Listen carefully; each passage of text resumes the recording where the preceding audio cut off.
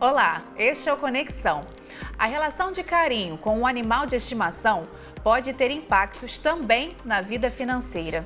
Segundo a pesquisa do SPC Brasil, junto com a Confederação Nacional dos Dirigentes Lojistas, 60% das pessoas que têm animais não preparam os bolsos antes da adoção. E tem mais, 14% dessas pessoas estão com o nome sujo devido à falta de controle com os gastos necessários para os cuidados com os bichinhos. É sobre isso que nós vamos conversar agora com a Marcela Caualt, que é economista-chefe do SPC Brasil. Olá, Marcela, muito obrigada por participar com a gente. Olá, é um prazer falar com você. Marcela, a questão de criar um animalzinho, a gente tem que sempre prever ou não, né? A questão dos imprevistos, né? Esses imprevistos, eles pesam na hora lá do bolso? Realmente foi isso que vocês viram na pesquisa? Eles pesam muito no bolso.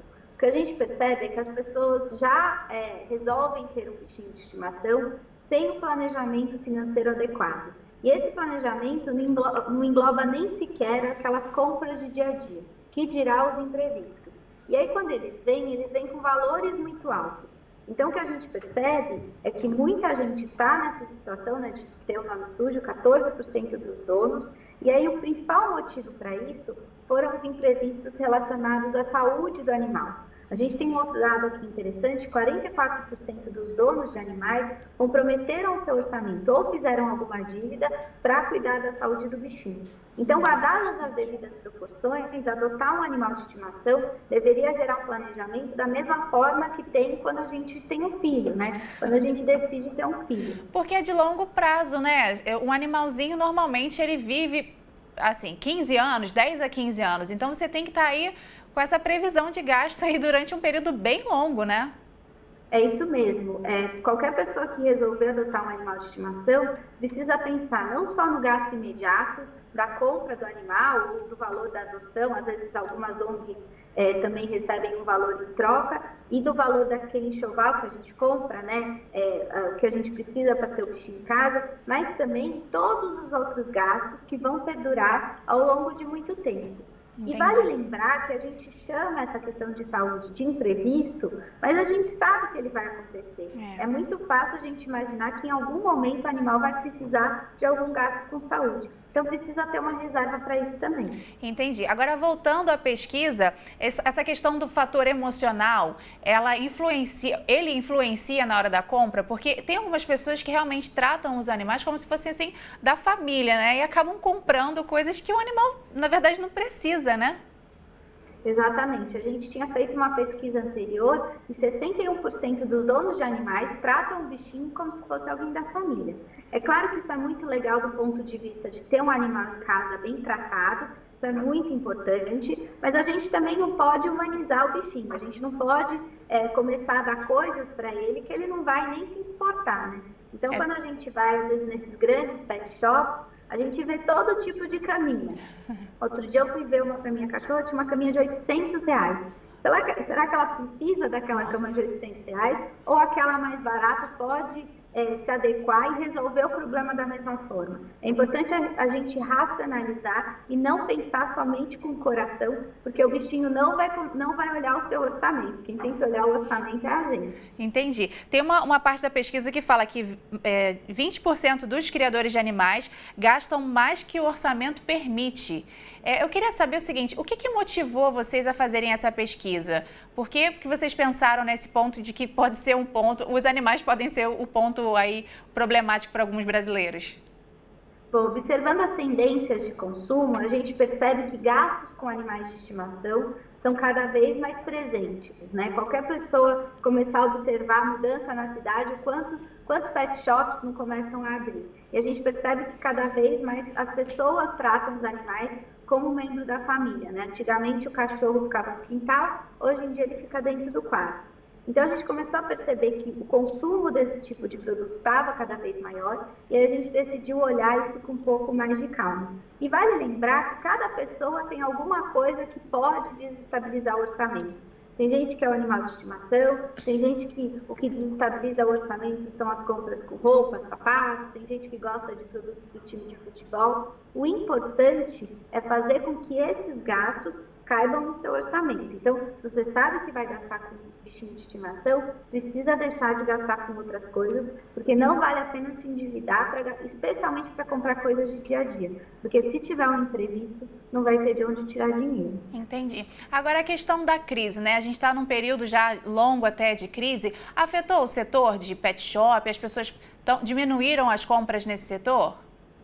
Diminuíram sim. Apesar da gente perceber que o consumo de produtos para animais cada vez mais ganha força na vida do brasileiro, a gente percebeu que 20% dos donos de animais diminuíram as compras focadas nesse objetivo em 2017. A gente, quando pergunta para eles por que eles diminuíram essas compras, os principais motivos foram economizar e as pessoas que tiveram queda na renda. Então, apesar de a conjuntura, a tendência de consumo relacionada à pet esteja muito boa, todos os brasileiros tiveram que organizar o seu orçamento e esse setor também acabou sendo impactado. Uhum.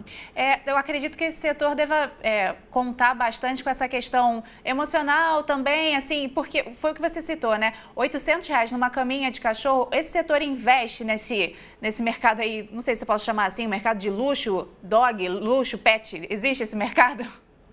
Existe sim, é aquela história, né? O consumidor que investe nesse tipo de mercado sabe que ele vai atrair a atenção do dono. Afinal de contas, é o dono que paga a conta.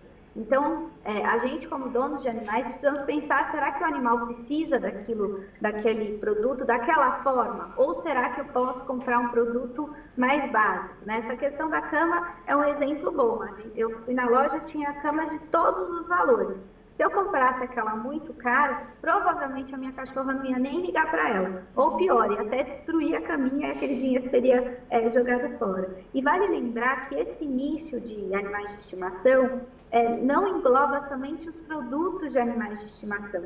Quando a gente fala de serviços ligados a isso, a gente percebe que isso também é muito importante. Tem muita gente que prefere, por exemplo, ambientes, restaurantes, shopping centers, que aceitem o animal de estimação. A gente vê até crescendo aquela questão de hotéis de animais de estimação. Então, as pessoas vão se hospedar e dão preferência para lugares que aceitem o bichinho. Então, essa gama de produtos também deve incluir os serviços que são prestados para os donos poderem ser acompanhados pelo animal de estimação. A pesquisa apontou qual é o serviço ou qual é o produto com que as pessoas gastam mais? Com os quais as pessoas gastam mais? Sim, quando a gente fala de descontrole, né, daquele pessoal que admite que gasta além do que o orçamento permite por conta de animais de estimação, 35% disseram que esbanjam os gastos com alimentos, né, sem se importar com o impacto no orçamento. Em segundo lugar, aparecem os serviços de pet shop e em terceiro lugar, os brinquedos. Entendi. E agora, vamos caminhando lá para o final da nossa conversa, qual que é o equilíbrio, na opinião do SPC, que a gente deve ter entre manter a saúde do animal, um conforto para ele e também não estourar o orçamento? Bom, os gastos com animais devem ser incorporados no orçamento da família. E aí esse orçamento familiar deve ser dividido em 3 partes. Os gastos básicos, a gente está falando de água, luz, telefone da família, mas também os gastos básicos do animal. Ele precisa ser alimentado, precisa tomar banho, precisa dar tosa, coloque isso dentro do orçamento. Em segundo lugar, é importante ter uma parte para reserva financeira. E essa reserva financeira deve incluir também os imprevistos, inclusive aqueles imprevistos com saúde do animal que a gente falou há pouco. E por fim, em terceiro lugar, o que sobrar pode sim ser direcionado para gastos com lazer, para a compra daquela caminha mais cara que não era necessária, mas é algo que a gente quer fazer, enfim. Deixar essa terceira parte, os gastos com supérfluos, muito bem organizada e dentro daquele valor que sobrou, não ultrapassar. Aí os gastos básicos já estão pagos, a reserva está feita, dá para gastar essa terceira parte sem se preocupar muito. Entendi, Marcela, muito obrigada. Eu acho que talvez o resumo que fica é que você pode tratar seu animalzinho bem, né? Dá até um pouquinho de luxo se você quiser, mas dentro do orçamento, né? Realmente não faz o menor sentido você estar endividado por causa de compras para os animais de estimação, né? É isso mesmo. Colocando dentro do orçamento, dentro do planejamento familiar, dá para dar o conforto que a gente precisa para o animal de estimação, sem ficar endividado depois. Tá ótimo, Marcela. Muito obrigada pela sua participação conosco. Eu que agradeço o convite. A você de casa, obrigada pela sua companhia e se quiser rever esta entrevista ou outras, basta acessar o futuraplay.org. Até a próxima!